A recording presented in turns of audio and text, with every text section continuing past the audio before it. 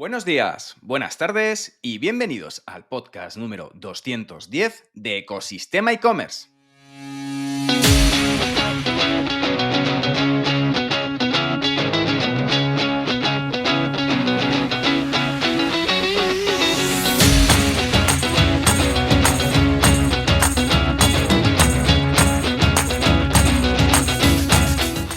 El podcast donde encontrarás todo lo relacionado con el mundo e-commerce sin filtros, herramientas, trucos, noticias, emprendimiento y muchísimo más para crear tu tienda online o hacer crecer la que ya tienes. Hoy, además de poder escuchar el podcast por los canales habituales, los viernes que hay entrevista la podrás ver también a través de YouTube, en el canal de Ecosistema e-commerce. Al micrófono, Javier López, consultor de e-commerce y director de ecosistemaecommerce.com, plataforma donde podrás disfrutar, como sabes, de todo lo que necesitas saber sobre el apasionante mundo del comercio electrónico. Ya sabes que si necesitas ayuda para solucionar un problema o hacer crecer tu tienda online, puedes contactar conmigo en la sección de consultoría de Ecosistema e-commerce. Y en el programa de hoy, número 210 del podcast, traemos para hablar de e-commerce y sobre todo de inteligencia artificial a Fares Kameli, uno de los referentes del sector y que lidera procesos de transformación digital en compañías de todos los tamaños. Pero antes de ello es el momento de anunciar la frase del día. Que no te digan que el cielo es el límite cuando hay huellas en la luna, dicha por Paul Brand. Y todos hemos asistido a la revolución de la inteligencia artificial en el último año y a la puesta a disposición con multitud de aplicaciones como la de ChatGPT, que nos ofrece resultados y escenarios casi de ciencia ficción de lo que podíamos imaginar hace pocos años. Asistimos a una nueva era en el mundo digital, sobre todo en el sector e-commerce. Y para tener una visión práctica de todo ello, contamos hoy en el podcast de los protagonistas del e-commerce a Fares Kameli. Fares es un referente en transformación digital y en el uso de herramientas de inteligencia artificial en grandes y medianas compañías. Si tienes una tienda o un negocio online, te sugiero que cojas lápiz y papel porque nos vamos a adentrar de lleno en el mundo de la IA y de cómo aplicarla en nuestro proyecto para aumentar su eficiencia y productividad al máximo. Sin más tiempo que perder, ¡comenzamos! Muy buenos días y bienvenidos otro viernes más, otro capítulo más a la sección de los protagonistas del e-commerce. Y hoy tenemos a un grandísimo invitado experto en IA que es Fares Kameli. Fares, muy buenos días, ¿cómo estás? Hola, buenos días. Solo te voy a corregir, ¿no? La palabra experto, perdóname que empiece así, la palabra experto es súper complicada. Al final somos especialistas. Expertos hay muy poquitos, muy poquitos, muy poquitos. Sé que lo usamos mucho por el concepto inglés de expertise, que es el adecuado, pero aquí esa Sí. palabra es terrible en español puro y duro. Genial. Bueno, la verdad que para mí eres uno de los referentes en el tema de la IA y transformación digital de las empresas. Y la verdad que quería tener este ratito contigo en el podcast para charlar sobre transformación digital, sobre inteligencia artificial, sobre herramientas a aplicar para mejorar la productividad y la eficiencia de los e-commerce. Yo creo que vamos a sacar un podcast con muchos aprendizajes. Y bueno, lo primero de todo, antes de meternos en faena con el tema de la IA y lo que está revolucionando el sector e-commerce, me gustaría que contaras, Fares, un poco tu trayectoria, porque actualmente estás trabajando en aplicaciones de soluciones de inteligencia artificial, te dedicas a transformar digitalmente procesos en compañías de todo tipo, de todos los tamaños. Así que la primera pregunta que me gusta hacer en este podcast es: ¿quién es Fares Kameli y cómo ha sido tu trayectoria hasta el día de hoy? Bueno, pues lo primero, soy un tecnólogo y eso lo llevas de serie, ¿no? O sea, si a mí me llegan a decir hace la friolera de 27 años que me iba a dedicar a marketing, a e-commerce, primero e-commerce no existía, pero bueno, me hubiera reído. Pero al final es un concepto adecuado porque cuando vas moviéndote en la tecnología te lleva a procesos, te lleva a negocio y negocio que descubrí y me enamoró tarde, por cierto. Yo no soy de los early adopters, en 2012 fue el e-commerce, ¿no? Y es un lugar que, como las bases de todo lo que se hace en e-commerce son tecnológicas, pues ha cuadrado bastante bien. Es parte de mi trabajo. De hecho, eh, cuando hago cualquier tipo de transformación en empresas, siempre cojo e-commerce digital, operaciones, departamentos que están muy ligados a la tecnología y muy ligados a los procesos. ¿Por qué? Porque si ahí el conocimiento de negocio es importante, pero suele estar dentro de la compañía y me permite a mí aprender, cosa que luego uso después. Pero, por ejemplo, en áreas muy especializadas, como podría ser banca o seguros, no tendría nada que hacer, porque mi conocimiento es muy pequeño y la tecnología es aunque sea la base del negocio, es un soporte al negocio, mientras que en e-commerce, por ejemplo, es el negocio en sí mismo y en otras áreas es que básicamente son troncales. Entonces, al ser troncales es así. Y evidentemente, pues este punto de diseñar infraestructuras en empresas como Capgemini Young o de hacer proyectos de internacionalización y de desinternacionalización, o sea, geolocalización en centros de excelencia en monstruos como Roche Pharma o cosas de ese estilo, pues me dieron una visión que es la que habitualmente la gente que se dedica al e-commerce o que ha entrado un poquito más tarde por edad, básicamente, o que ha escalado negocios no suele tener. Entonces hay dos tipos de personas, ¿no? Los ejecutores, como yo, y los creadores. Yo no sé cómo se consigue que una empresa pase de la nada a 50 centros, pero sí sé, o a 100, pero sí sé cómo llevarla de 100 a 300, ¿no? Al final es un tipo de aprendizaje, ¿no? Y esa parte de negocio, cuando tienes la tecnología como aliado, es un acelerador. Y eso es lo que me ha llevado pues, de diseñar infraestructuras, de hacer procesos, de ser responsable de calidad y cosas de ese estilo, o sea, documentación, infraestructuras pesadas, proyectos en cascada, a moverme después, cuando el marketing llegó a mi vida, me enamoré y seguiré enamorado toda la vida, a descubrir que cuando haces las cosas sin el marketing en mente, independientemente de que te dediques a marketing o no, sin el usuario en mente, lo haces pensando en la empresa y evidentemente tu probabilidad o de fracaso o de no ajustarte bien es mayor. Y claro, cuando empiezas a cambiar tu manera de ver las cosas, pues empiezas a cambiar tus herramientas, tu manera de operar, tus metodologías. Pasas de metodologías muy pesadas como PMI a metodologías tremendamente ligeras como EOS, ¿vale? Y empiezas a valorar otras cosas y sobre todo te humanizas más, porque cuando empiezas a trabajar fuera de grandes entornos corporativos, te toca humanizarte porque trabajas con equipos pequeños, porque las personas tienen mucho más peso que en una gran corporación con la cual puedes trabajar con muchos y apenas tienes un círculo muy pequeño porque todo está muy jerarquizado, ¿no? Y ese tipo de cosas pues han ido cambiando ese quién soy, ¿no? Y llevándome lo que hago ahora. Ahora básicamente me llaman CEOs, COOs o directores de operaciones y me dicen, necesito transformar mi empresa, transformar mi departamento o mejorar mis resultados me he quedado bloqueado y no sé cómo vender internacionalmente y tengo la mayor parte de estructura aquí. Tenemos un crecimiento muy elevado y nuestro coste estructural crece al mismo ritmo que crece nuestro negocio, cosas de ese estilo, ¿no? Algunas también me ha tocado meterme en empresas con problemas, ya sean financieros, estructurales y arreglarlos, pero la mayor parte de las veces es de situaciones. Y básicamente mi trabajo es resolver problemas y evolucionar o departamentos o organizaciones o lo que toque.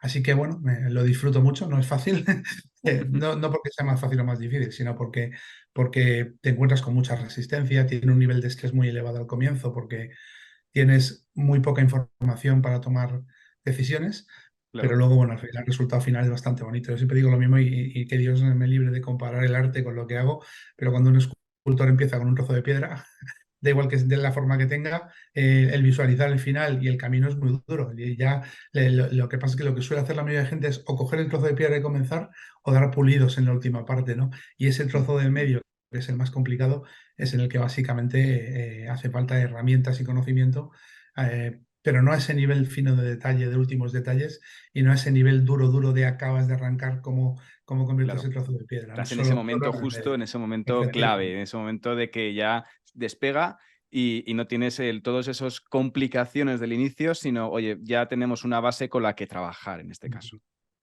Sí, Actúas como un poco como el señor Lobo, ¿no? En Pulp Fiction. Eh, Dios mío, eres el primero que me lo dice, pero en abierto en un podcast, pero básicamente es así. Pero el señor Lobo, si te das cuenta en Pulp Fiction, te digo porque muchas veces me lo dicen, ¿no? Lo del chicote, no hace nada especial. Lo único que hace es plantarse, calmarse y poner sentido común. Porque mm, todos los demás está ahí el personaje Quentin Tarantino preocupado de que llega su mujer, los otros de que están empapados y el coche está en el garaje de su amigo. Y el problema es que lo lógico sería, vamos a limpiar, vamos a cambiarnos, vamos a ver dónde guardamos las cosas, que ese señor Lobo, todos los demás no lo pueden ver porque están demasiado interiorizados en sus propias historias, ¿no? Y al final es eso, es aplicar sentido común, procesos y un orden claro para sacar un resultado, que la capacidad del señor Lobo es no involucrarse en la situación, ¿sabes? mm, Se involucra después, cuando le toca limpiar como los demás, pero en un principio, ¿no? Y eso al final tiene su puntito. Realmente el señor Lobo no hace nada fuera de lo común, que eso es sí, lo curioso, ¿no? ¿Sabes? Hace fuera de lo común algo Jules cuando le pega un tiro a alguien diciendo, recitando un pasaje de la Biblia, Sí. pero él es un creador, eso es lo que tiene, ¿no?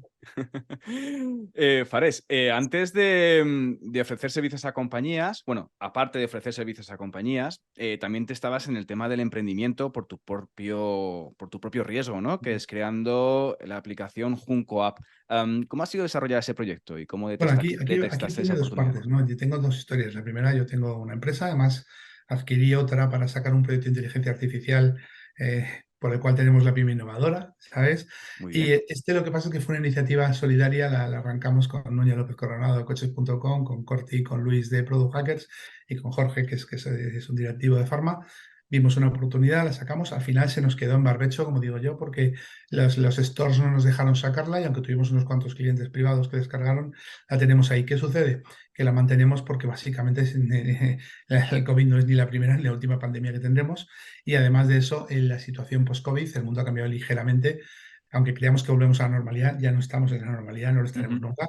No solo por las secuelas que deja el COVID, sino porque ahora nos hemos dado cuenta de una cosa muy importante, que es que la calidad del aire es vital y que ahora cualquier infección respiratoria en un mundo global como tenemos se lleva por delante la productividad de una empresa y etcétera. Y el tema de Junco es que lo que descubrimos nosotros es que las aplicaciones que montar los gobiernos no tenían sentido porque la proximidad y la identificación no te vale para nada, porque al final tu problema es el cuidado de las personas. Y esto en veterinaria especialmente y en farmacología y en vigilancia se usa un concepto que es vigilancia sindrómica. Si vigilas las si vigilas la parte diagnóstica, eres capaz de saber por dónde va a evolucionar. Entonces, ¿cuál es nuestro problema? Nuestro problema es que somos personas, no estamos aislados. Entonces, ¿dónde está tu problema? Tu problema está en que vas a tu casa y hay 4 o 5 personas a tu alrededor que asumen o quitan riesgo, normalmente suman, a tu persona y tú a ellos, para eso va el tema. Y vas a tu Ujú. trabajo, lo mismo. O sea, en este caso, o sea, si mi mujer estuvo trabajando en primera línea, en la unidad de COVID, o sea, en lo peor de la pandemia, y usaba además las mascarillas fake que trajo el gobierno. ¿Cuánto aumentó mi riesgo cuando ella venía a casa a mí, que soy Por 10. asmático, hipertenso y obeso? ¿Sabes? ¿Cuánto aumentó para mi hijo, para mi familia, dependiendo del tiempo que pasáramos, etcétera? Como tú no puedes pasarte la vida midiendo el tiempo, no tienes purificadores de aire y tampoco los tienes en el trabajo, lo único que puedes hacer es, por puro cálculo matemático, reducir el riesgo. ¿Qué sucede si yo, que estoy en riesgo, voy a una sala en la que hay más personas en riesgo? Pues yo recordaré siempre que hubo 3 colegios rurales en Castellón que no llegaron a abrir porque un profesor que podía estar enfermo de COVID no conocía el protocolo, se fue a la reunión del claustro de profesores que van a 3 colegios y todos se pusieron en cuarentena y los colegios no abrieron, ¿no? ¿Por qué? Porque el profesor no conocía el protocolo y al no conocer el protocolo puso en riesgo a un montón de personas. Bueno, pues Ujú. Junco lo que hace básicamente es automatizar los protocolos de respuesta en función de tu nivel de riesgo. Si esa persona se hubiera hecho un test, hubiera dicho tengo una tos, hubiera dicho estado cerca de otras personas que automáticamente podría haber recibido no te acerques al claustro, llama a esto y acércate a enfermería. Eso es el concepto de Junco. Nos pareció tremendamente interesante. ¿Qué sucede? Como empezaron a salir muchas aplicaciones, todas ellas piratas, para intentar sacar provecho, como siempre pasa, los stores cortaron que solamente los gobiernos y las instituciones de salud pudieran sacar las aplicaciones y eso nos paró el plan de negocio. Pero eso no significa que no lo tengamos ahí. Y sí, es un emprendimiento como otros que he hecho, algunos con más o menos éxito, pero es que cuando eres intraemprendedor, como era yo en las empresas, que por eso hago este tipo de trabajos, arrancaba proyectos que nadie quería dentro de una corporación, cuando luego sales y pruebas a emprender, es inevitable, es inevitable. Entonces, Mm. bueno, al final, y cuando voy dentro de estas empresas de transformación o a mejorar cosas, también hacemos intraemprendimientos. El concepto es que estamos terriblemente equivocados al pensar que el emprendimiento es un concepto de arrancar una empresa. ¿Lo llevas o no lo llevas? Hay gente que no lo lleva, hay gente que lo lleva, y eso no les hace ni mejor ni peor profesional en lo que toque. Y cuando lo llevas, pues te tienes que animar a hacerlo, sea cual sea el resultado. Y por eso también, pues me he animado. No solo he llevado proyecto pagado de mi bolsillo, que luego al final resultó ir bien y nos dio dinero, como te digo, para que te hagas la idea. Estamos hablando de 2016 y estábamos haciendo, se diseñó y ya con blockchain y con transacciones en abierto y lo terminamos en el 19 y en el 20 pues logramos unas subvenciones, unos costes, lo vendimos y bueno, gracias a Dios salió rentable.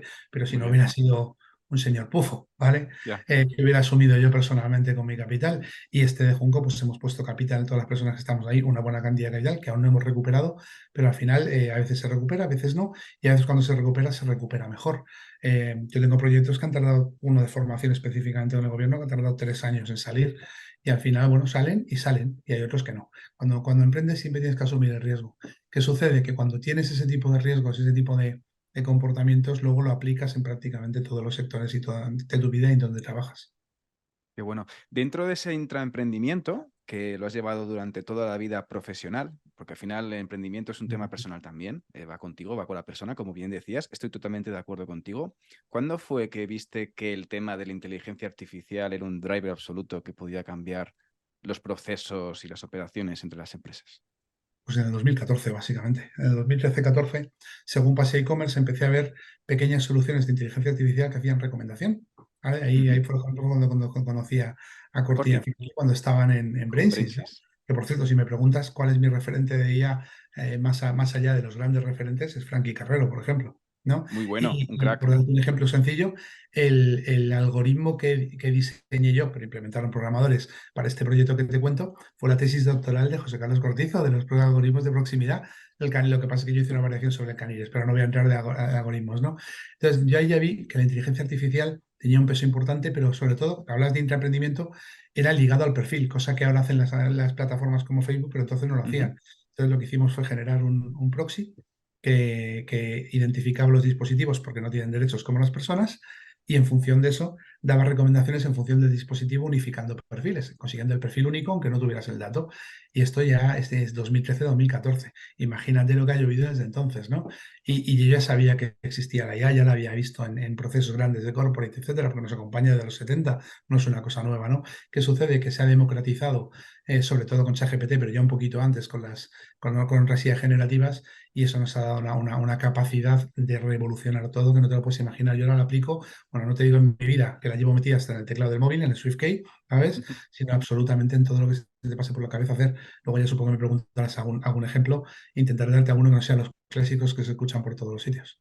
Muy Que bien, también los estupendo. hacemos, pero son muy clásicos, ¿no? No aporta mal. Son los clásicos, pero seguro que rascamos ahí Sí. bastantes cosas súper interesantes sobre el tema de aplicación de IA y aplicación práctica, que es lo que buscamos. Respecto al tema de, has hablado desde que iniciamos, desde 2014, que iniciamos la IA, hasta actualmente, que es la erupción de ChatGPT, y durante todo eso ha habido pues mucho movimiento. Igualmente ahora, estamos en el Big Bang del tema de la inteligencia artificial, prácticamente. Es como la De explosión la un poco generativa, así de de la la inteligencia generativa. artificial generativa. Porque Generativa. si habláramos del primer boom de la inteligencia artificial a nivel industrial, con el IoT, con datos, o a nivel de gestión de datos, con plataformas de algorítmicas para publicidad o plataformas de inteligencia de datos, por ejemplo, que se usa mucho en hotelería o Ujú. en viajes que tienen ya el revenue management y todo muy calculado, o si habláramos incluso en e-commerce, yo ya usaba soluciones de inteligencia artificial para la rotación de inventarios. ¿Qué sucede? Que ahora tenemos acceso las personas, no las empresas. Ese es el salto. Ese es el ¿Sabes? salto Ese es brutal. el salto. Y en ese salto que las personas tienen acceso a la IA, está BART, está OpenAI, bueno, está Microsoft detrás de OpenAI, con BART, que unido al ecosistema Google ahora mismo, en el que dependemos muchos puntos. Hay un poco de diferentes, vamos a hablarlo, diferentes imperios, ¿no? Está Google por un lado con BART, está ChatGPT, o también dentro de otras aplicaciones como por ejemplo Adobe o incluso Canva, que está metiendo herramientas de IA a nivel de diseño. ¿Tú crees que Google, con el tema de BAR, va a romper las reglas del juego o directamente va a haber un monopolio con Microsoft y Microsoft se va a llevar la ¿Has tostada? probado BART? Primera pregunta. He probado BAR Pues ya y te autorrespondes, te autorrespondes. Me explico. Esto no es un tema de qué va a pasar a 5 años vista. Esto es una jugada empresarial de Microsoft. Eh, mm, Hablamos de ChatGPT, pero es que antes estuvo DALI y antes hay otra serie de cosas. Está Midjourney por ahí y hay una serie de algoritmos en Hugging Face que la mitad de ellos están financiados por Microsoft. Microsoft en 2016 tenía el 40% de su research metido en IA, 42% para ser exacto. El resto no llegaban al 5%. Cuando Microsoft sacó ChatGPT un poquito antes de tiempo, pero lo sacó para jugar, para generar el hype, lo que obligó es a toda su competencia a acelerar la investigación en IA. Eso ha quitado que su desarrollo en otros puntos sea mayor. Si tenías dedicado el 15% de tu negocio a la IA y dedicas de pronto el 50%, no puedes contratar ni gestionar esa cantidad, ¿no? Y esos especialistas no los tienes en casa, etcétera. No. Así que el golpe en la mesa de Microsoft ha sido importante no solo por el desarrollo de GPT, que lo ha colocado como líder del mercado, que ya lo era, pero me refiero en muchas más áreas, y al comprar OpenAI le ha metido un empujón a la cantidad de gente que está preparada y desarrollando para ahí, sino que además le ha permitido integrarlo en donde estamos las personas, en Office. O sea, Copilot es algo increíble. Yo lo tuve en la beta y es algo increíble y lo sigo teniendo ahora, evidentemente, porque te cambia la vida a ti como persona. Todavía las organizaciones no saben qué hacer con ello, pero es que todas las demás están tan absolutamente lejos, tienen solo una interfaz de uso. Adobe metió Firefly hace 4 días y comparado con Midjourney no es nada. ¿Qué sucede? Que estas empresas van a acelerar. Y cuando aceleren lo que vamos a tener es un ecosistema de IAs disponible muchísimo más variado del que tenemos ahora. Pero si habláramos en 1 o 2 años, no hay color, no hay color de ninguna manera, de ninguna manera. ¿Qué sucede? Que ChatGPT, aunque nosotros pensemos que es una revolución, es porque vivimos en un mundo de tecnología. Pasa a la calle y la gente no sabe lo que es ChatGPT, pero está usando aplicaciones para su fotografía en el móvil integradas en Android o en Apple. Ujú. Está utilizando aplicaciones en el reloj, como este que llevo, para medir sus constantes vitales. Y si habláramos a nivel hospitalario, tus radiografías hace siglos que están digitalizadas y gestionadas por IA. ¿Por qué os cuento esto? La IA está a nuestro alrededor desde hace muchísimo tiempo. ¿Qué sucede? Que ahora nosotros tenemos capacidad de interactuar con ella. Y luego, en el mundo profesional, hablamos de todas estas herramientas que has dicho. En el mundo personal, estamos hablando de edición de fotos, mejora del audio de llamadas, etcétera.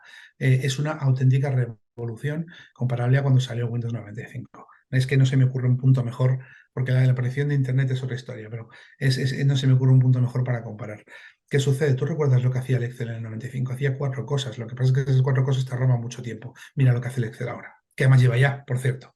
Entonces, ¿cuál es el punto? El punto es entender que ahora estamos en 1997 utilizando Excel y Word con un corrector y con formulitas, y que dentro de 5 o 7 años, porque ahora irá a ir mucho más rápido, estaremos utilizando unas herramientas completamente distintas. Si no entras en el pool de la IA, te va a pasar como aquellas personas que usaban herramientas tipo Contaplus o Word o WordPerfect y se encontraron de pronto con Microsoft Word y con Excel.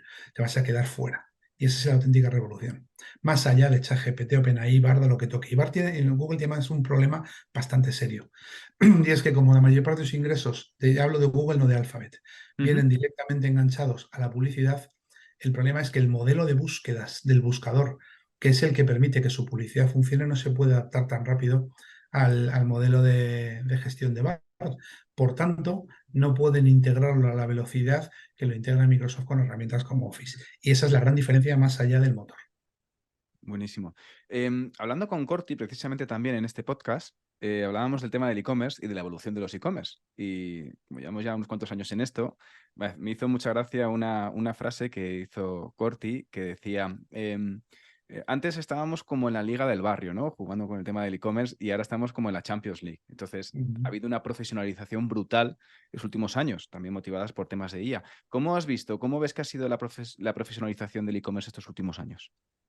A ver, te pasa exactamente igual que cuando pasas de la Liga del Barrio a la primera división. Me voy a quedar con la analogía de Corti.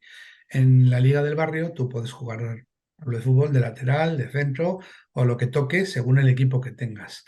En la profesionalización eres lateral y punto. Entonces lo que estamos teniendo es una hiperespecialización.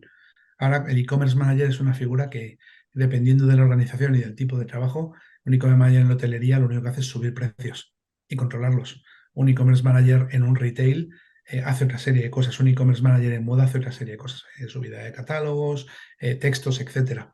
Y ahora empezamos a tener especialistas de posicionamiento, especialistas de gestión, especialistas de IA, especialistas de recomendación, porque cuando te profesionalizas te especializas. Esa es la diferencia en la cual subimos a primera división. ¿Qué sucede? Que en casi todas esas áreas la IA impacta acortando tiempos o mejorando el trabajo. Ejemplo muy sencillo. En uno de mis clientes, que es la Casa de las Carcasas, hemos pasado de generar las descripciones, generar las imágenes con fotografía y con texto copiando, a hacerlo con IA. En los textos no ha sido tan importante por el tipo de producto, pero en imágenes, nuestro equipo de fotografía, cuando quería hacer las imágenes de Halloween, se iba a comprar cositas, ponía fotografía, ya hemos sacado el primer set hecho con Midjourney. ¿Sabes la diferencia entre salir, ir a comprar en sitios, organizar un set y preparar una foto, hacerlo con Midjourney y con Adobe Firefly? No te lo puedes imaginar. Pues eso hace que dos personas ahora hagan 3 veces más trabajo. Lo estamos exportando al equipo de diseño, al de packaging, al de no sé qué. ¿Cuál es el impacto real de la IA más allá del e-commerce en esas organizaciones? En algunas que reduces las personas que tienes y en otras que aumentas la calidad y la cantidad de trabajo que puedes hacer. Y ahora exportalo a cualquier área. Nosotros, yo por ejemplo, antes para hacer hicimos en un e-commerce de EdTech, no sabíamos qué productos teníamos que tener, etcétera. Antes hubieras tenido que hacer pruebas, sacar tu matriz RFM, hacer una serie de cálculos e ir probando durante meses.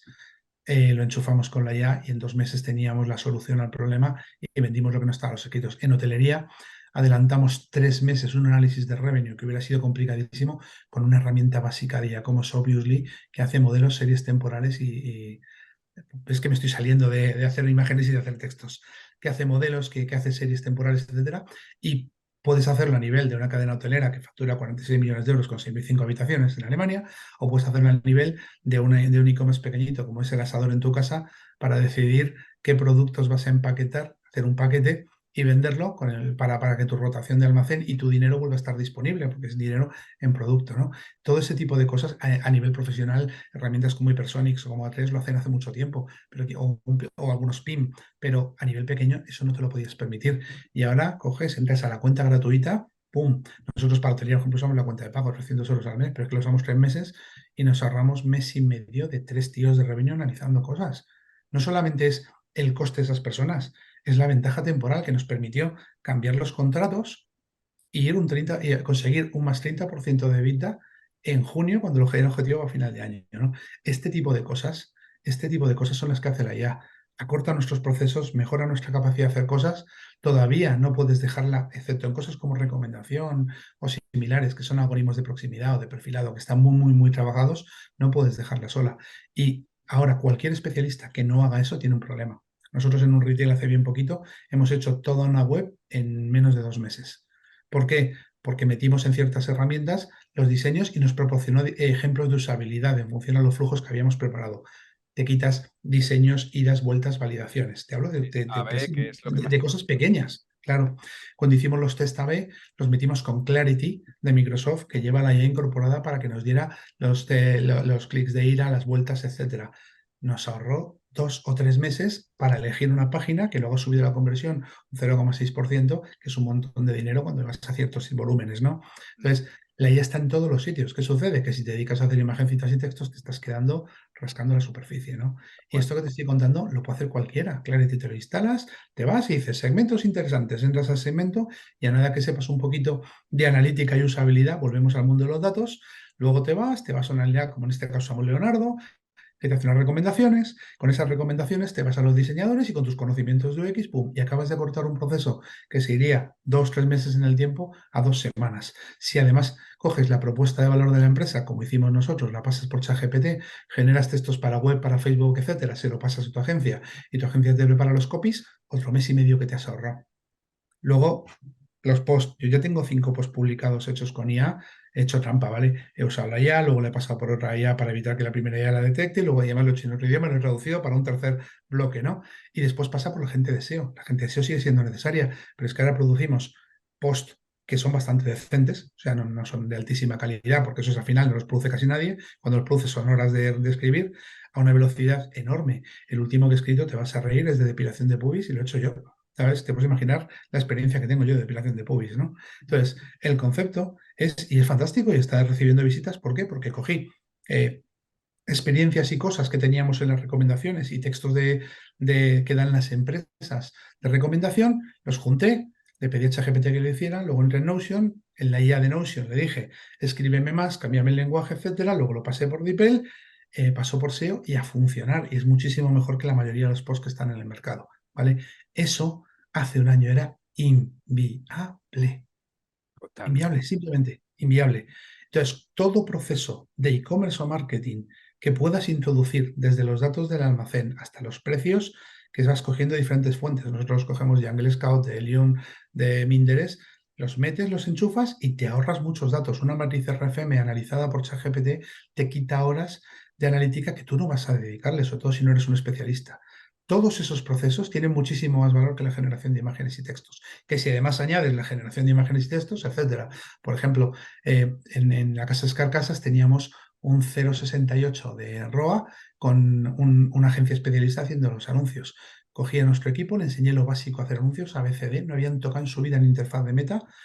Usamos ChatGPT, usamos herramientas de generación de imágenes para generar muchas, probamos textos, cogimos los datos, los analizamos y estamos en un 4,4 en 6 meses. ¿Cómo unos profesionales del performance están en 0,68 y dos chiquillas junior que no habían tocado en su vida la interfaz de Meta se van al 4,4 de ROAS? Dice mucho. ¿Vale? Dice mucho ahí, Fares. Y eso no es solamente enseñar a la gente, es enseñar más inteligencia artificial. Y más sentido común en ese caso de Y es aplicación e-commerce también. puro y duro de ticket medio bajo, donde no te puedes permitir el lujo ni de hacer cosas como programática, ni de gastar mucho dinero y donde el margen que te queda es muy bajo y por tanto reducir aumentar la conversión está ahí. Entonces, va en cuatro partes. Generación de imágenes, generación de copies, analítica de los datos, que fueron a Zoho Analytics con la inteligencia artificial de Zoho para los datos y luego analizamos nosotros y después nos metimos en la parte ya del interfaz puro y duro nuestro y con la analítica de Clarity, más la analítica que sabemos usar habitualmente, que en este caso es Matomo, sacamos los inputs, mejoramos la conversión y ¡pum! Son 5 puntos en 3 áreas distintas que en un solo proceso de e-commerce mejoran increíblemente los resultados. Qué bueno, qué Cuando bueno. te paras solo a pensar en qué me va a recomendar mi algoritmo de recomendación, por ejemplo, tenemos DoFinder que lleva IA para los buscadores. Pues hemos pasado de usar 4 o 5 caracteres para búsquedas a 3, reduciendo el coste y mejorando la conversión en las búsquedas. Además de eso, como lo tenemos conectado, en este caso con Octone, Octone da las recomendaciones en función a las búsquedas, en función al perfil. Estamos enganchando herramientas que cada una tiene su IA, pero que en un proceso único mejora todas las cosas. Ese es el objetivo real. Y lo que hay que aprender es cómo funcionan para ser capaz de juntar esos datos, juntar ese proceso y que mejore algo en tu e-commerce. Y te Qué hablo de bueno. cosas que estamos haciendo y que es que Sí, que lo parece puedes ciencia ver. ficción de hace 2 años, realmente, casi. Hace 2 años, cuando usábamos IA, usábamos Jasper para crear copies, nos metíamos en herramientas tipo Airtable para hacer automatizaciones y luego, obviously, era medio manual solo para hacer una parte de lo que te he contado ahora, que han hecho que han hecho un equipo junior con un poquito de formación, muy poquito. Fares, a la hora de, has contado cómo es el proceso, cómo son los procesos dentro de la compañía y cómo digamos, con la aplicación de varias herramientas directamente multiplicas por 10 la productividad y ahorras y multiplicas por 1000 el ahorro de tiempo. Pero cuando llegas a una empresa y te encuentras a un proyecto que quiere mejorar procesos, automatizar procesos, ¿por dónde empieza ese análisis que realizas? Uf, eso es otra historia. Primero vas a datos financieros, luego vas a propuesta de valor y negocio. Habitualmente, si no está hecha la propuesta de valor, primero haces la propuesta de valor. Esto es toda la vida, ¿eh? Esto es design thinking y un Kanban de toda la vida. Cuando tienes la propuesta de valor clara, pasas a la parte de análisis de resultados financieros versus estrategia. Después de estrategia, pasas a los procesos operativos, que son básicamente quién hace qué herramientas usa, qué validaciones hay y cuál es el tiempo medio del proceso operativo. Y entonces, con las herramientas, el tiempo y las personas, empiezas a elegir qué procesos puedes mejorar. Y eso es un proceso de metodología de toda la vida. ¿Qué pasa? Que algunas herramientas son aceleradores. Yo, por ejemplo, siempre meto Notion y Slack, porque cuando eliminas el correo electrónico, de pronto todo el mundo tiene muchas más horas en el día. Y cuando, con metodología EOS, porque si lo pones solo Slack por ponerlo, acaba siendo un WhatsApp, ¿no? Mm. Y en Notion, por ejemplo, yo ya he hecho planes de proyecto directamente con la inteligencia artificial Notion. ¿No te lo da bien hecho? No, pero me quita el 80% del trabajo de meter datos y ordenar cosas, ¿sabes? Luego, 3/4 de lo mismo, cuando tenemos un brainstorming lo hacemos ahí. Entonces, ese tipo de herramientas aceleran los procesos, pero no lo varían, los variamos las personas con metodología. Ujú. Y a nivel de aplicaciones de IA dentro de un e-commerce, ¿cuáles son los procesos que más te encuentras que debes mejorarse y que te encuentras comúnmente en tu día a día? Bueno, es que aquí hay una parte. Y como te he dicho de la especialización, yo no, o sea, sé un poquito de todo porque es mi trabajo, pero no soy un especialista de muchas cosas que mucha gente haría. Pero mi parte es más la base de negocio, porque es lo que impacta más enormemente. O sea, si coges un equipo como Product Hackers, que va a la parte de growth y va a la parte alta, ellos son muy buenos haciendo eso. Fantásticos. Yo, de hecho, los he contratado en 2 proyectos, pero te encuentras que trabajan sobre un 3 o un 5% de mejora si vas a la base del negocio, o sea, a la logística, a la distribución y al inventario, básicamente a la rotación de inventario, o sea, a revenue management de toda la vida, es que le metes un 15 o un 20% al negocio en la base. Y luego ya si le metes de 3% arriba, lo revientas. Entonces, ¿dónde voy yo? Pero es porque es donde yo controlo y donde manejo más. Pues a la base de negocio, rotaciones, inventarios, catálogos, estocajes. ¿Qué solemos tocar después? También porque se me da bien la parte de analítica, la parte de UX, etcétera, para mejorar la conversión. ¿Qué se puede hacer? De todo, de todo. Entonces, cuando dices, ¿qué te encuentras en las empresas? Pues no es tanto lo que me encuentres, sino sobre lo que yo puedo aportar más valor. Luego hay veces que nos toca contratar a gente que nos ha tocado, no te voy a decir nombres porque te he dicho hablo de Product Hacker porque los has tenido antes y me lo has dicho tú, pero no te voy a decir nombres, pero contratamos a gente que son más especialistas en otras cosas, en SEM, en SEO, en anuncios, Ujú. en fotografía, en imagen, pero a mí me toca eso porque es lo que realmente puedo aportarle valor a alguien, básicamente. ¿Qué sucede? Que la suerte que tengo, y es la razón por la que todos pensáis que soy muy, muy bueno en esto de e-commerce y no lo soy, es porque como golpeo a la base de negocio, todo lo que hagas a partir de ahí tiene muchísimo más impacto. Y entonces, pues parece que sé más de lo que sé, pero no es el caso. Bueno, y Fares, tema de tu experiencia. Herramientas, has contado bastantes herramientas, que ya he tomado nota de ello, pero como herramientas un poco imprescindibles que debe aplicar un e-commerce con inteligencia artificial para un poco, como tú decías, ¿no? Tocar la base de negocio y que escale rápidamente. ¿Cuáles Bueno, son aquí hay dos partes. Imprescindibles tiene dos bloques. Uno es base de negocio, que es inventario, estocaje, logística y distribución, ¿vale? Y aquí tienes dos partes. Las herramientas que puedes aplicar al e-commerce directamente, como pueden ser gestores de inventario con inteligencia artificial, por ejemplo, Hypersonic o A3, que te los he nombrado antes, hay un montón de ellos, o un PIM, si es una cosa más grande. Ujú. Luego herramientas de comparativa de precios, Jungle Scout, hay de Minders, que son de aquí de España, Helium, algunas son de Amazon, otras son de precios, Rocket Seed, la que se te ocurra, que esas, una es para marcar tus precios y otra es para ver cómo distribuyes tu inventario. Luego, analítica, por Dios, es que sin analítica no vas a ningún lado. Y no te hablo de Google y un dashboard en Data Studio, que los usamos. Te hablo de unificar la analítica. Nosotros, por ejemplo, usamos conectores como Power BI Analytics, que son más baratos que Supermetrics, nos permite hacer data layers y sacamos analíticas unificadas de distintas fuentes y leemos el comportamiento Clarity para ver cómo funcionan. Ya estamos hablando de comportamiento, ¿eh? No estoy hablando de analítica pura y dura de e-commerce. Y luego ya en la parte que de verdad todo e-commerce tendría que tener, el buscador es lo más importante de tu web.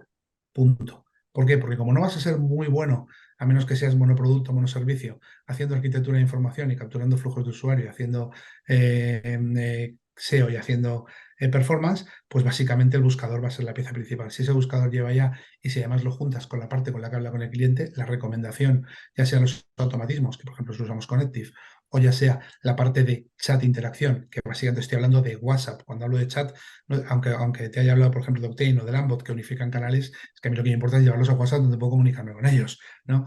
Entonces, para mí los imprescindibles son WhatsApp, y metiendo, si es posible, algún tipo de inteligencia artificial, ya sea ChatGPT, para mejorar el proceso de fluidez de interacción humana. Un buscador, bueno, me da igual que toques, Goliath, Finder, etcétera. Un buen chatbot que haga la unificación, Lambot, Octane, por darte ejemplos, ¿eh? No es que digas a lo mejor son los peores, son los que más uso, ¿no? Y luego vas a la parte media, que es la de entendimiento tuyo, o sea, analítica.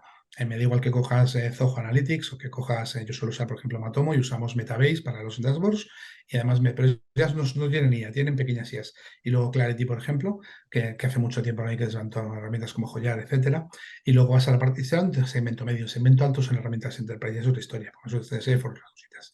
Es poco una cosa que puede utilizar cualquier persona que escuche de podcast. Y si vas a la parte baja, tienes dos opciones, o enganchar una herramienta, o si no tienes capacidad de enganchar una herramienta, hacerte time series, regresivas y progresivas y otro tipo de cosas con herramientas como Obviously, que sacas tus datos en Excel, lo metes y a funcionar, ¿no? Esos son para mí los imprescindibles del e-commerce que puede aplicar desde la tienda más pequeñita a una que venda 80 y 100 millones. Ya cuando vas a temas mucho más enterprise, que son multinacionales, multidioma, trabajan en 14.000 sitios, tienen catálogos, o sea, un tienda animal, por ejemplo, este tipo de herramientas usaría solo la mitad de las que te he dicho. Las otras tendría que coger otro tipo de herramientas que llevan más valor.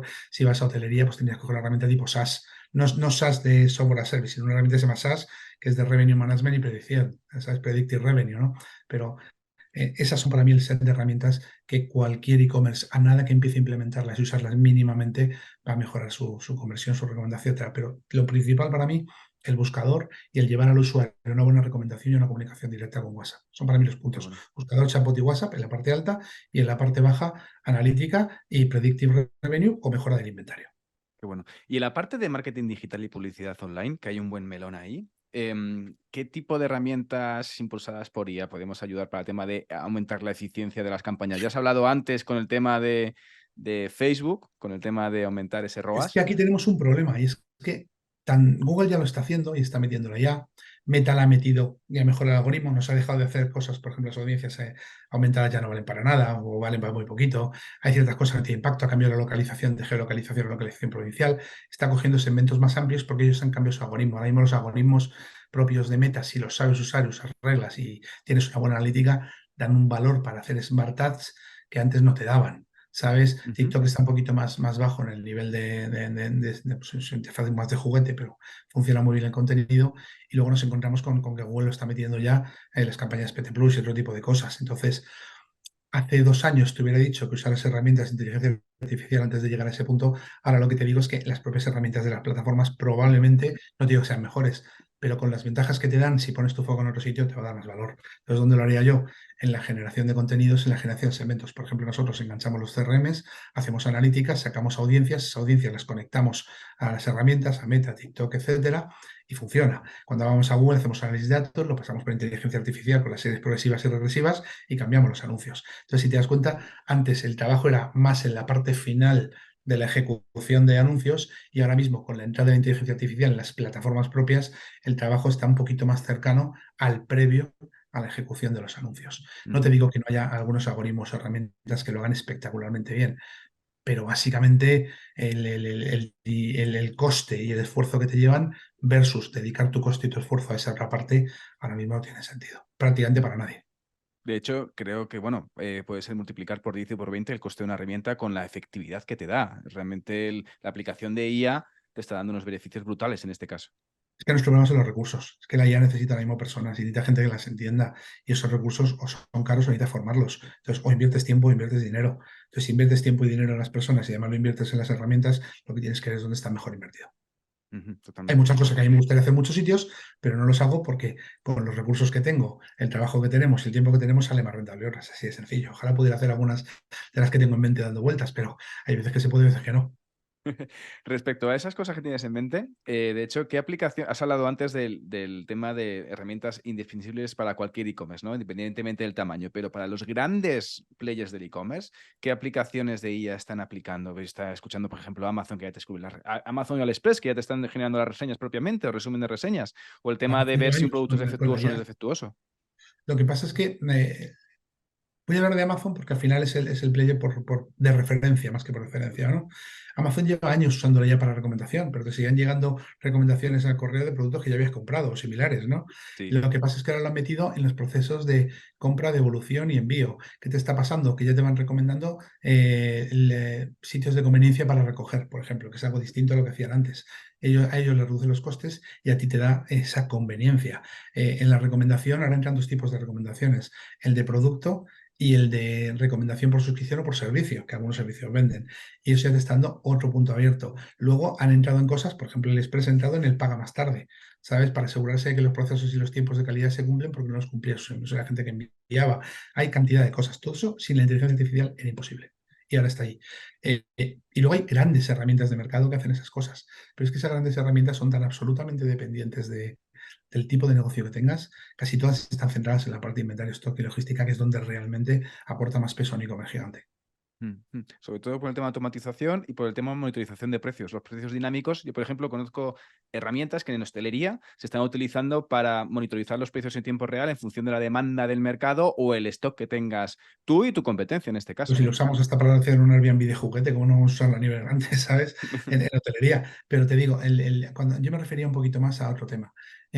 Tú no puedes usarla ya si no cambias tu mentalidad de coste-beneficio a revenue. Me explico de una manera muy sencilla. ¿Cuál es el coste real de un producto y cuál es el precio de un producto? El precio, siempre sabemos qué es lo que el cliente está dispuesto a pagar y que eso depende tanto del valor percibido del producto como de las condiciones de mercado, etcétera. Donde el Armor ha tenido a 45% todo rebajado porque le han vendido en 2 semanas y porque con la inflación ha vendido mucho menos. Eso, ¿por qué lo han hecho? ¿Es que los productos del Armor se pueden devaluar un 45%? No, es que cuesta más dinero tenerlos en el almacén. Funko cometió un error enorme cuando tuvo que destruir un montón de figuras. Fue un fallo de marca que les costó más dinero que el haber regalado esas figuras con paquetes federales en un mercado en el que no tenían entrada, por ejemplo. que hubiera sido un coste más pequeño que la destrucción y un valor de marca mayor. Pero cuando te dices coste-beneficio, tu principal problema es el almacenamiento y distribución. La logística, no solo por costes de energía, etcétera, y por costes manuales, se está disparando. Entonces, tener un producto en tu casa es un problema. Ahora venimos a Black Friday, ¿no? En la pregunta del millón, ¿es entro en Black Friday? Yo tengo publicado mi único puesto en Pulse de cómo hace 5 años ya lo hicimos para un trader de tecnología móvil. No voy a repetir lo que conté allí, pero sí te voy a explicar una cosa muy sencilla. ¿Cuál es el valor real de un producto? Me explico. ¿Tengo que ganar dinero con ese producto o tengo que ganar dinero por transacción o tengo que ganar dinero por captación? Las de Teleco hace siglos que ganan dinero por captación, que pierden dinero los 6 primeros meses que te dan tu línea, tu ADSL, etcétera, pero lo ganan en 2 años por tiempo de vida. Si vas al valor de transacción, todos esos productos de AliExpress que te cuestan 3,99 te van a comprar 5. Cuando compras 5, como es un solo envío y una sola transacción, has reducido CPA y has reducido el coste de envío. Entonces, ¿qué pasa? Que has ganado más dinero vendiendo más barato. Es un concepto de revenue management. Y exactamente igual podemos hacerlo en cualquier otro lado. Productos que se te están, ya hace unos añitos en el minúsculo, decidimos paquetizar ciertos sabores de barritas porque se vendían menos que otros y son caducos a un año vista, pero tienes que pensar que te tienes que quitar a lo antes posible para que no sean producto de desestocaje, ¿no? Entonces, ¿qué haces? Pues paquetizas un producto por debajo del precio de coste, literalmente, ¿sabes? Con otro producto al que le has metido un margen que tampoco es el margen mayor que puedes tener, está en el tipo medio, porque al juntar los dos, el margen medio por transacción y por producto, más que ese cliente que ya está consumiendo esos productos va a volver a repetir la compra en un 32%, es lo que te da el dinero. Entonces, estamos en un mundo de datos en el cual, cuando hablamos de este tipo de cosas, tenemos que estar hablando básicamente de cuál es el impacto sobre mi negocio en logística, en distribución, en compra actual y en compra futura. Y cuando entras en ese mundo, ¿qué es lo que hace la IA? Time series para saber cuánto vas a vender, progresivos en función de los regresivos. Si vendí tanto el año pasado a este tipo de clientes y este año tengo un 30% menos, el progresivo me dice, y en función de eso decides si haces anuncios, si haces campañas, si paquetizas, etcétera. Y ese Ujú, es el gran cambio, básicamente. ujú. Y decías antes que era difícil estimar un poco el futuro de la IA.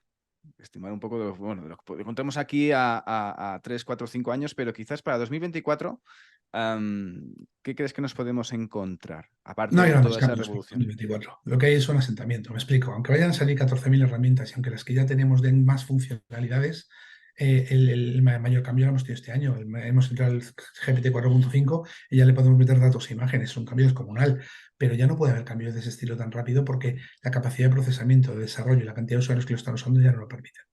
¿Vale? ¿Eso significa que no puede haber grandes cambios? Claro que sí, cuando VAR se ponga a funcionar bien, o cuando Adobe haya evolucionado a Firefly, o cuando salga algún modelo específico que de los que están en la cocina, ¿sabes? Pues va a haber grandes cambios, pero no son tan brutales. ¿Por qué? Porque hemos sufrido un hype y ya sabes cómo funciona la curva. Primero tienes el hype, luego tienes un periodo de establecimiento y luego bajas. Y esa es la razón por la que es imposible definirlo. Luego, todavía no hemos entrado en la regulación, que ahora la IA empieza a dar miedo, y entre los que les da miedo y los que no invirtieron donde debían y dicen que les da miedo porque no invirtieron donde debían, por ejemplo, Elon Musk, van a intentar parar el crecimiento descompensado que tenemos a día de hoy. Entonces, es muy difícil. Para el año que viene, ¿qué podemos esperar? Podemos esperar que muchos de los modelos que son gratuitos pasen a suscripción porque no se hayan usado para aprendizaje. Podemos esperar que algunos modelos nuevos entren y irrumpan en el mercado con muchísima fuerza o porque han superado el aprendizaje o porque necesitan entrar en captación.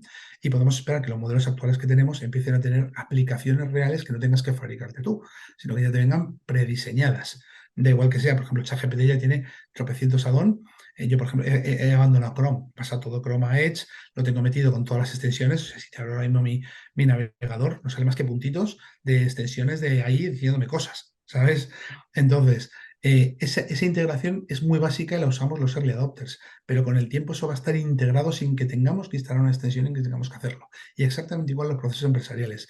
A día de hoy todo el mundo dice, construye tu ChatGPT con... Pero señor, si eso lo tienen los chatbots más avanzados desde hace años y lo que tú vas a hacer va a ser una chapuza. ¿Qué sucede? Que lo que te van a permitir es hacer conexiones directas. Por ejemplo, Make, hablando de no code, ya te hace la conexión para que tengas que ahorrarte esas plataformas. Pero es que en 2 años no te hará falta porque las plataformas lo llevarán integrado. Ese Mm, tipo de cosas. Entonces, ¿qué sí, vamos a hacer? Vamos a hacer un establecimiento de procesos de negocio en función del aprendizaje sobre las herramientas que tenemos con algún highlight que ocurra en el camino. Eso es lo que va a pasar en el 24. Ya hemos pasado y de también la moderación regulación, al ¿no, uso real. Fares? ¿Eh? También tema de regulación también habrá bastante por este caso, ¿no? Sí, por descontado, desde el marco europeo hasta cualquier historia que se te pase por la cabeza. El concepto es que vamos a pasar de una fase de asentamiento a una fase de uso práctico en el cual tú no necesites interactuar, te lo den como un producto. Y tema de puestos de trabajo, porque claro, todo el tema de la IA, igual que dices tú del miedo de Mm. nuestros amigos Elon Musk y que todos en plan de contra de la, oye, vamos a parar el avance de la IA, y también el tema de mucha gente que dice, no, con el tema de la IA se te va a acabar tu trabajo. ¿Qué crees que tipologías de En la puestos? revolución industrial sobraban gente que hacía cosas manualmente. En el 1995 dejaron de sobrar gente que ponía sellos y que hacía cosas a máquina. ¿Se cayó el mundo? No, hubo un periodo en el que mucha gente perdió su trabajo, pero luego te reconduces. El concepto es que si no te reconduces ahora estás perdido, vas a ir tarde. Entonces, ¿la IA va a hacer que pierdan puestos de trabajo? Evidentemente. Sobre todo puestos muy especializados y de bajo valor. A los manuales les va a tocar menos porque la robótica no está tan avanzada en implementación. Y además porque la regulación principalmente va por ahí. ¿Van a pagar los robots y las IAs impuestos o no? Esa es la primera pregunta. ¿Sabes? O sea, recuerda que la regulación tiene dos objetivos. Aunque te digan que es la protección, es mentira. Uno es la recaudación de impuestos y otro es evitar que el Estado pierda el control de los medios productivos y la generación del dinero. Lo han hecho con las cripto, lo hicieron con la IA, lo hacen con todo, absolutamente. Y eso es un mecanismo de defensa de los gobiernos y va a ocurrir, inevitablemente. Y respecto a los puestos de trabajo, algunos se perderán, otros se transformarán y otros se crearán nuevos. Prompt Engineer no, porque lo dije más hace un año que era una locura, por un año. En febrero dije que era una locura, el año me está yendo mucho en el tiempo. ¿Sabes? Luego sale Microsoft a decir, déjate, porque ya no es la IA, no van a generar los prompts, aprende cómo funcionan, ¿no? Pero esta es la típica tontería. Todo el mundo, vamos a hacernos prompt engineer. ¿Cómo hacernos? Vamos a hacernos community manager. ¿Quién se acuerda de los community manager? Cristiano, ¿vale? O sea, son las o social media strategies. Que todos hacíamos cosas de esas, pero es que al final esos puestos evolucionan. No es que no existan, es que han evolucionado, ¿sabes? A creador de contenidos, a gestor de comunidades, etcétera, ¿no? Entonces, el concepto de todo esto es que vivimos en un momento de transformación que la verdad es que yo soy muy feliz viéndolo, porque no creí que llegara a verlo estando en activo. Pensé que iba a tardar mucho más y que lo vería ya o en el final de mi carrera o ya como espectador, ¿no? Y esto va a afectar a las personas. Algo tan sencillo con cómo buscas trabajo a día de hoy. Tu currículum te lo hace una IA, metes los puestos de trabajo en ChatGPT y le preguntas qué es lo que espera estas empresas, metes la información de las empresas en bar y le preguntas cuáles han sido sus 5 noticias más específicas para prepararte un puesto de trabajo. No, sigues enviando currículums a degüello a todo lo que se mueve en LinkedIn. ¿Entiendes por dónde voy, no? Si haces eso, tienes una ventaja competitiva. Desde el momento en que buscas trabajo, tu aprendizaje, te vas a hacer un máster gigante de 14.000 cosas que no te explican nada. Alguna gente lo necesita por reconversión, pero otra gente lo necesita especializarse, ¿no? O los humanistas. ¿Quién ha estudiado sociología antes? Pues ahora es necesario porque alguien tiene que enseñar a los robots a entendernos. ¿Sabes? Son este tipo de historias, ¿no? Las humanidades iban de capa caída contra los STEM y ahora vuelven a tener un repunte. ¿Cuánto tiempo? No lo sé. El concepto es que esto nos lleva a una época de transformación y de movimiento en modo ondas, que no van a ser únicas, van a ir por latigazos, ¿no? Como ocurrió con la salida de Internet, como ocurrió con Office, pero me quiere más a la parte de Office porque fue un movimiento global, mientras que la salida de Internet fue dependiendo de las telecomunicaciones y la revolución nos queda muy lejos. Pero ocurrió lo mismo con el Office. ¿Cuánta gente que en aquel momento hacía un tipo de trabajo aparecieron los ordenadores y tuvo que hacerlo? Ya Los está. contables. Yo te hablo contables, agentes de viajes, todo lo que te pasa por la cabeza. ¿Sabes? Administrativos es un cambio. Pues ahora estamos en un cambio similar, pero más acelerado, muchísimo más acelerado. Totalmente. Y bueno, de momento dentro de ese cambio acelerado, de momento que como pase con otros símil de películas, esperando todavía que Skynet no nos domine todavía queda tiempo para que llegue a eso. Todavía falta bastantes años. ¿Tú crees de verdad que si una IA se despierta nos va a asesinar? Esto queda muy bonito en la ciencia ficción, pero es más probable que nos controle que nos utilice. ¿Por qué? Porque tú estás pensando que los seres humanos vamos a ser diferentes de las máquinas. Pero yo hay algo que ya escribí, tiene tela, en el 2012, que era Samsung, Microsoft y IBM nos están convirtiendo en locutos de Borg. Nosotros cada día llevamos más cosas con IA encima. Relojes, teléfonos, nuestras telegrafías. Hay gente que ya lleva chips, implantes. Empezamos a hablar con el Neuralink de Elon Musk. Sí. Es probable que nosotros llevemos partes que interactúen con máquinas cada vez más. Si llevamos partes que interactúan con máquinas, es más probable que interactuemos con las máquinas y por tanto que no seamos una amenaza. En el peor futuro apocalipsis no nos controlarán y en el menos peor futuro apocalipsis tendremos que aprender a vivir con ellas. O sea, al final el concepto de Skynet es muy de ciencia ficción de hace 20 años. Si vas a Asimov, que a mí me gusta mucho más, y coges desde Yo, Robot, Tongi y Jarro en el espacio, hay muchas más probabilidades de que vayamos a ese modelo, no a la ciencia ficción que va detrás, sino a ese modelo que al modelo de Skynet. Básicamente es más probable que nos exterminemos nosotros por temas religiosos que lo haga una IA de momento. ¿Qué sucede? Que ahora sí están aprendiendo nosotros y nosotros lo que más expresamos son sentimientos buenos y sentimientos terribles. Entonces las IAs están aprendiendo el valor de la vida y a la vez están aprendiendo el odio sistémico que tenemos y la polarización. Por eso Google tuvo que apagar una y por eso a veces algunas IAs dan respuestas muy terribles. Pero eso tiene que evolucionar como todo. Las IAs, en cuanto se le metan sociólogos humanistas a explicarles las cosas, probablemente dejen de tener esos discursos de odio o sean otros discursos distintos. O sea, 1984 es mucho más cercano que Terminator.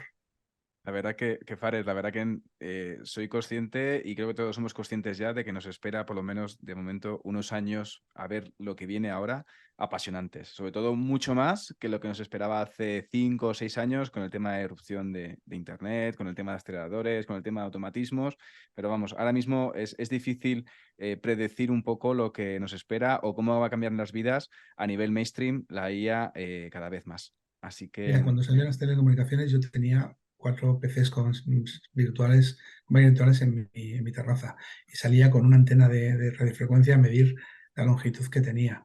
Cuando apareció el IoT y empezó la IA de bajo nivel a meterse, fue un cambio muy grande en algunas industrias, por ejemplo, la salud, farma, etcétera, los coches, ahí tienes Tesla, ¿no? Y pensé con el no-code que habíamos visto una revolución fuerte del sistema de automatización y gestión. Esto lo cambia absolutamente todo. Y sobre todo te digo, no es que no esperara verlo, es que no esperaba verlo tan pronto, jo, ¿sabes? Pero lo cambia todo. ¿Qué sucede? Pues que no solo va a ser apasionante, sino también más complejo. Todo lo que tiene acción tiene a su vez reacción, es inevitable. va a ser y brutal lo que nos espera. Fares, muchísimas gracias. Como decía al principio de este podcast, la verdad que es un podcast en el que vamos a tener que coger lápiz y papel, sobre todo para poder apuntar y empezar a aplicar todos estos aprendizajes que has compartido. Y la verdad que es un gustazo poder tenerte en este canal y yo este podcast me lo voy a escuchar ya un par de veces, otra vez, para poder sobre todo aplicar algunas ideas que ya he ido cogiendo nota mental de ellas. A mí me gusta mucho emitir estos podcasts porque intento contar cosas que no cuenta la gente. ¿Qué sucede? Pues como dices tú, como no son tan alto nivel, pues hay que tomar nota. Pues esa es la parte buena. Uno, que hay un montón de podcasts, información, etcétera, por ahí que te va a dar el detalle de algunas cositas de lo que yo he contado mucho mejor que la que puedo sacar de esta charla. Y la segunda, que me llamo Fares Cameli. Eso significa que no puedo echar la bomba ninja, no solo porque tengo un nombre único, sino porque además me he preocupado mucho de proteger mi nombre y de tener cierta presencia y cierto punto de referencia y alguno de tus oyentes si quiere preguntar algo, solo tiene que entrar en LinkedIn y preguntar, que si no es solucionarme la vida o trabaja para mí, contándome cómo debo hacer mi trabajo, si es una duda estaré encantadísimo de responderla. Genial, pues te agradezco infinito, Fares. Un placer que hayas compartido tanto conocimiento en tan corto espacio de tiempo. Y nada, seguiremos en contacto y nos veremos muy prontito, ahora que está unas cuantas ferias ahora por delante. Sí, seguro que sí, Javier. Muchas gracias. Cuídate mucho, un abrazo fuerte. Un abrazo. Y ya hemos llegado al final de esta entrevista con Fares Cameli con una masterclass sobre aplicaciones prácticas de la inteligencia artificial en el sector e-commerce. Ya sabes que si te has quedado con ganas de más y estás pensando en crear una tienda online o quieres hacer crecer la que tienes, echa un vistazo a ecosistemaecommerce.com y allí podrás contactar conmigo. Y si encima valoráis con 5 estrellas este podcast allí o allá donde lo estés escuchando, yo como siempre muy agradecido. Gracias de nuevo y nos escuchamos el próximo lunes con un nuevo episodio de Ecosistema e-commerce. Que tengas muy buen día. ¡Adiós!